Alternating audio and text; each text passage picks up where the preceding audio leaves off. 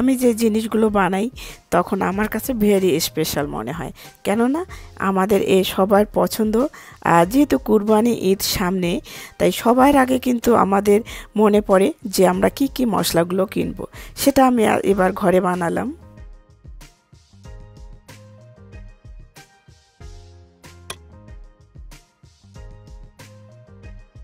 আসসালামু আলাইকুম, আপনারা সবাই কেমন আছেন?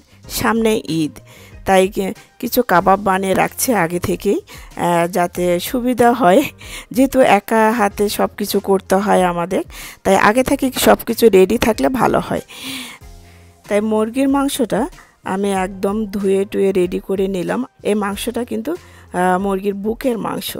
সেটা ছোট ছোট করে পিস করে নেওয়ার পরে কিন্তু আমি বুটের ডালটা ধুয়ে আমি দিচ্ছি।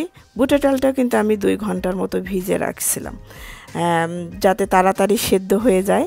যেহেতু চিকেনটা সেদ্ধ হতেও কিন্তু বেশি সময় লাগবে না। আর এই কাবাবে কিন্তু আমি রেডিমেড কাবাব মশলাটা ইউজ করলাম। যেহেতু আমি খুব ভালো রাঁধুনি না, আমি ইজিলি যে জিনিসগুলো করা যায় সেই ধরনের রান্নাগুলো আমি বেশিরভাগ করি থাকি। তাই বাটা ঘষা মশলা বলতে শুধু আদা বাটা, রসুন বাটা দিয়ে দিলাম, আর প্যাকেট কাবাব মশলাটা দিয়ে দিলাম, আর সেখানে কিছু কাঁচামরিচ আমি অ্যাড করব। একটু যেন ঝাল ঝাল হয়, সেটাই সেই কাবাবটা খেতে কিন্তু খুবই ভালো লাগে।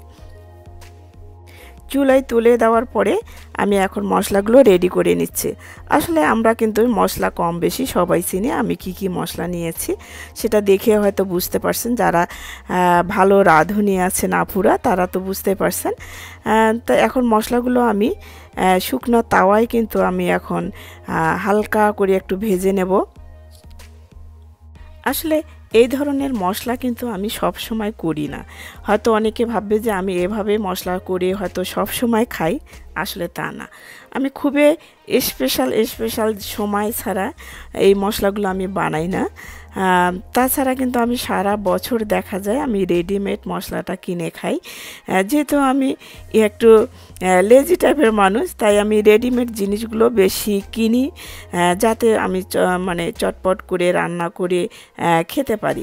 এই ধরনের মশলা করা আসলে অনেকটা কিন্তু সময়ের ব্যাপার, আর কিন্তু সময়ও কিন্তু সেভাবে হয় না।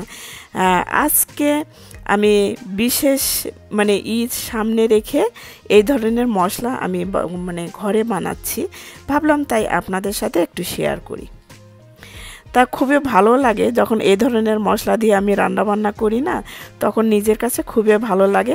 বিশেষ করে মনে হয় যে স্পেশালি কোনো কিছু জিনিস রান্না করলাম বা স্পেশাল কোনো মশলা দিয়ে রান্না করছি।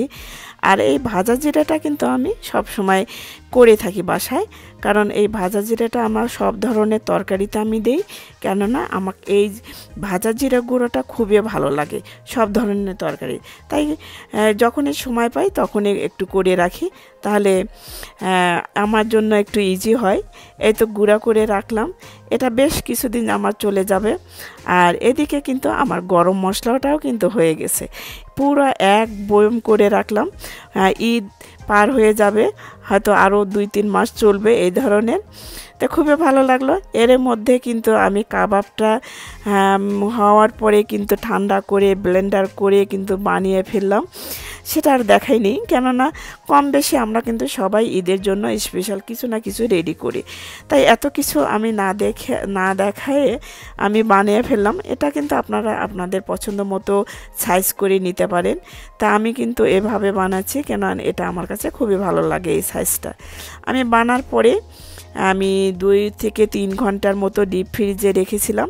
এখন বের করে আমি কিন্তু প্লাস্টিক ব্যাগে রেখে দেব জিপার লাগানো।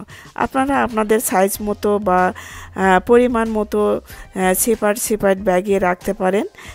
আমি এই টাইপের ব্যাগে করে রাখি দেব। আসলে আমি সবগুলো বানাইনি, কেননা অনেক হয়েছে। আজকে কিছু রাখলাম আবার কালকে কিছু বানাবো। তা আপনারা যে যেখানে আছেন ভালো থাকবেন, সুস্থ থাকবেন, নিরাপদে থাকবেন। আবারও কথা হবে অন্য এক ভিডিওতে। আল্লাহ হাফেজ।